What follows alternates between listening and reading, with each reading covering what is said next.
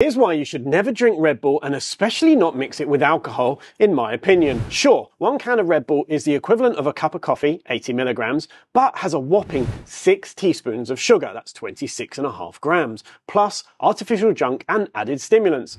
The biggest issue is most people don't just drink 1 can. Drinking too many energy drinks or those 5-hour energy shots and mixing them with alcohol or intense exercise could be the recipe for disaster, or in some cases even a 2015 study discovered the frightening truth. A single 16-ounce energy drink increased blood pressure by 6.2% and norepinephrine levels by 74%.